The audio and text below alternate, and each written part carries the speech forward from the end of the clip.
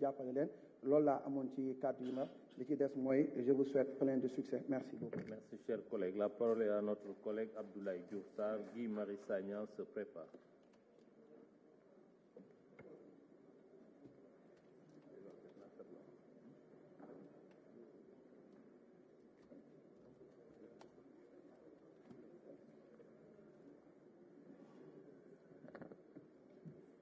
Je vous remercie, Monsieur le Président. Madame la ministre de l'Économie et de la Coopération, j'aimerais vous féliciter et surtout dire que la séance d'aujourd'hui est une séance extrêmement importante, mais je voulais commencer par une petite clarification et mise au point.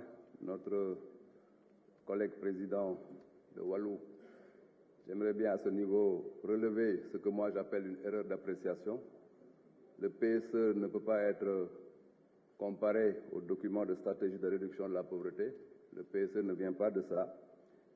Ces documents de stratégie de réduction de la pauvreté sont conjoncturels et attaquent un objectif spécifique et ponctuel à court terme, la pauvreté, alors que le plan Sénégal émergent relève de la prospective et globale, vise une ambition d'émergence. Autre élément important, il est extrêmement important, Monsieur le Président, de dire que l'économie, parce que vous avez parlé d'économie et vous ne vous êtes pas adressé aux collègues qui sont dans la salle, mais vous avez parlé d'étudiants et à ce niveau-là, il faut clarifier. L'économie vise effectivement à régler la question de l'emploi. Il y a même des théories qui visent le plein emploi.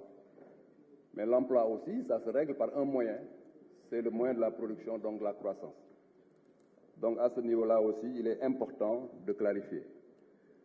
Notre économie a créé effectivement de la valeur de 2012 jusqu'à la Covid. Et ce n'était pas une croissance qui était à dents de scie, c'était une croissance vraiment qui était constante. De 1,2, on est arrivé à peu près à 7 environ au moment où la Covid arrivait, en tout cas aux environs de 7. Donc il y a eu un choc qui nous a effectivement donc créé, j'allais dire, une baisse de la croissance. Et quand les pays sont entrés en récession, le Sénégal a été robuste, donc notre économie est une économie résiliente. On nous a dit que la croissance ne se mange pas. Je suis d'accord, la croissance ne se mange pas, mais les fruits de la croissance se mangent. C'est pourquoi, Monsieur le ministre des Finances, Monsieur le ministre de l'Économie, expliquez-leur tout à l'heure comment la valeur ajoutée de la croissance, la valeur ajoutée se répartit, comment la croissance se répartit. Parce que fondamentalement, il s'agit de ça. La croissance est tirée par la valeur ajoutée créée par l'ensemble des acteurs économiques du pays. Et cette valeur ajoutée se répartit. Et c'est dans la répartition de la valeur ajoutée qu'on se rend compte que tout presque reste au Sénégal. Donc, la croissance se mange bien. La croissance est dans la production de l'énergie. La croissance est dans les infrastructures. Et Monsieur le Président nous disait tout à l'heure qu'il faut d'abord une industrialisation avant de penser à infrastructure. Mais non, moi je ne pense pas. Je pense qu'il faut créer l'écosystème de l'industrialisation. Il faut que les infrastructures s'installent pour que notre pays soit attractif, parce qu'il a aussi parlé d'attractivité. Donc à ce niveau-là, j'aimerais quand même qu'on clarifie aussi la croissance et l'agriculture. Mais on a fait des réformes. Aujourd'hui, la création d'une entreprise au Sénégal se fait dans des conditions extrêmement rapides. La digitalisation est en cours. Sur l'autorisation de construire, on a fait des pas énormes.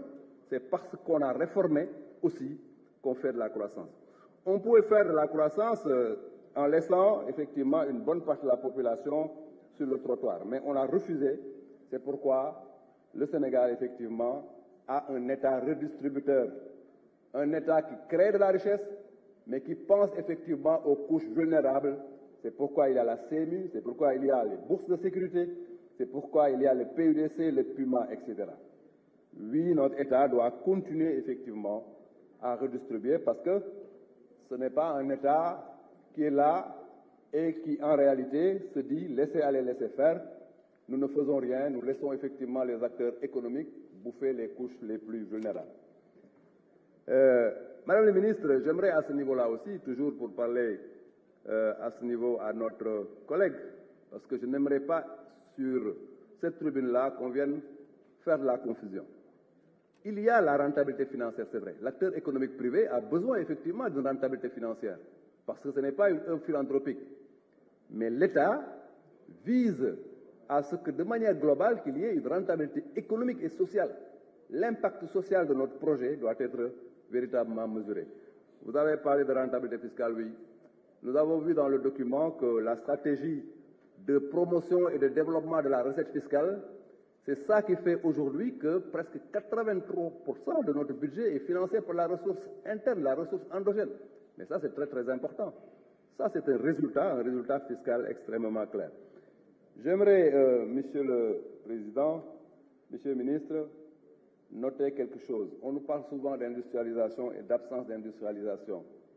Allez sur Diamniadio et voyez ce qui est en train de se faire. Allez sur Sangara, regardez ce qu'on est en train de faire. Regardez sur les agropoles, tout le projet.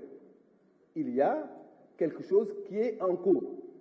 Mais je vous disais, Monsieur le Président, tout à l'heure, que cette industrialisation-là est un projet. Mais le projet d'industrialisation doit être précédé par des politiques publiques qui installent tout un écosystème favorable à cette industrialisation. C'est là où je vous dis, vous faites une erreur manifeste d'appréciation.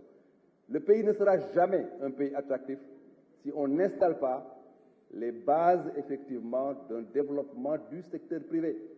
La formation brute du capital fixe, vous savez ce que cela veut dire.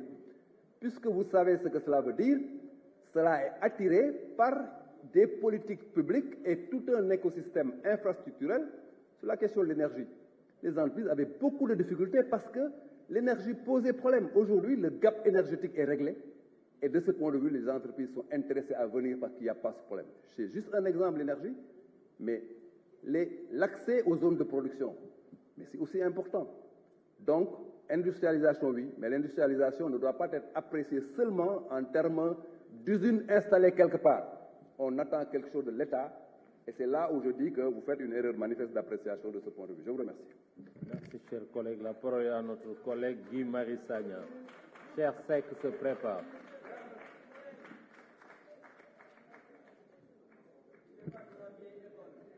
La croissance au Sénégal.